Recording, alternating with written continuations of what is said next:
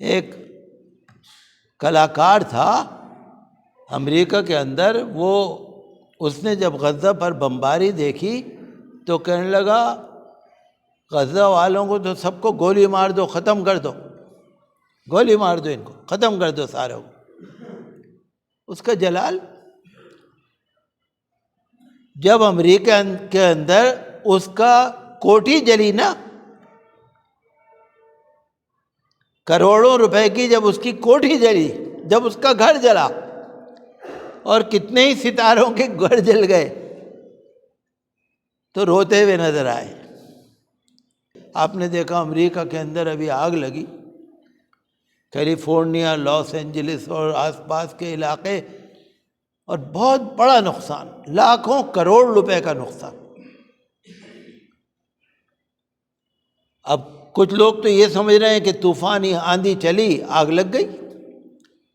کچھ لوگ یہ سمجھ رہے ہیں کہ غزہ میں جو ظلم ہوا ہے، فلسطین میں جو ظلم ہوا ہے،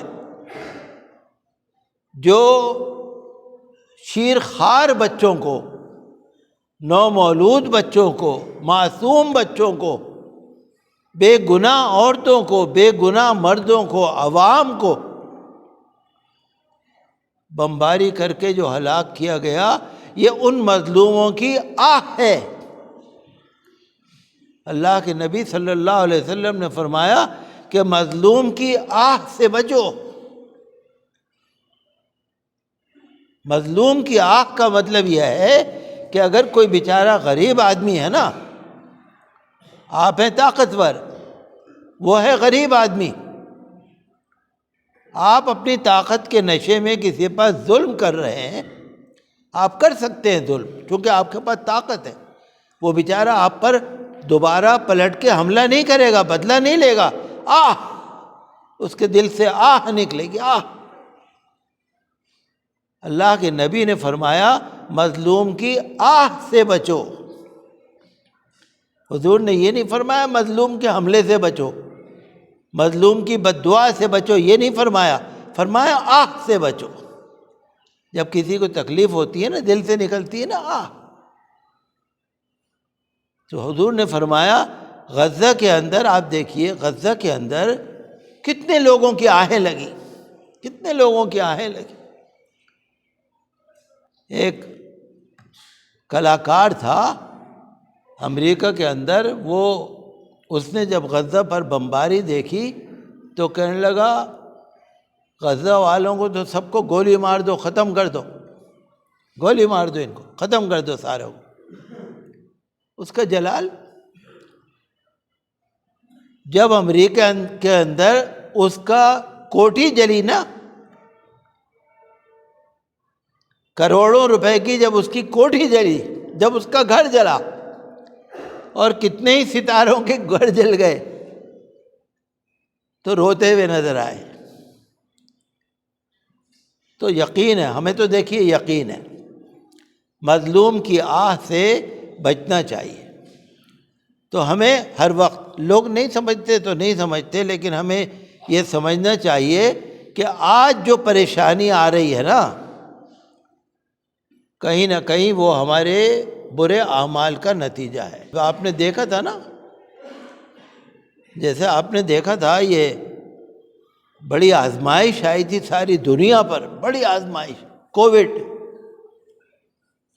کووڈ-19 بہت بڑی آزمائش۔ میں سمجھتا ہوں شاید تاریخ کی سب سے بڑی آفت ہوگی یہ بلا، چائنا سے چل کے ساری دنیا میں پھیلا، آپ سوچ بھی نہیں سکتے۔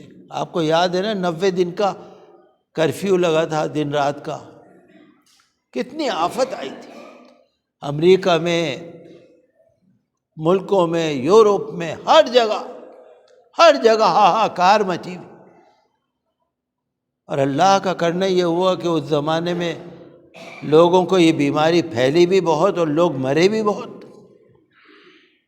اور قبرستانوں میں لائن لگی ہوئی اور شمشان گھاٹوں پہ لائن لگی ہوئی اور لوگوں کی لاشیں رکھی ہوئی۔ لوگ تو شمشان گھاٹ میں اپنی لاشیں چھوڑ کے بھاگ گئے۔ آپ نے سنا ہوگا وہاں پر کئی گنگا کے کنارے لوگوں نے کنارے ریتوں کے اندر دبا دیے، کیا کیا کیا کیا، آفت ہے، آزمائش۔ تو اب کوئی تو یہ سمجھتے ہیں کووڈ بیماری آئی چلی گئی، کوئی یہ سمجھتے ہیں کہ یہ اللہ کی آزمائش ہے، یہ اللہ کی دی ہوئی تکلیف ہے، یہ ہمارے اعمال کا نتیجہ ہے۔ فرق ہے نا؟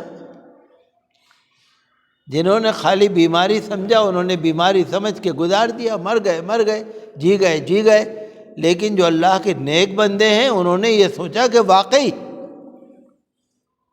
ہمارے اعمال ایسے ہیں جس کی وجہ سے یہ تکلیف ہمیں پہنچ رہی ہے، ہم اللہ سے توبہ کریں۔ جیسے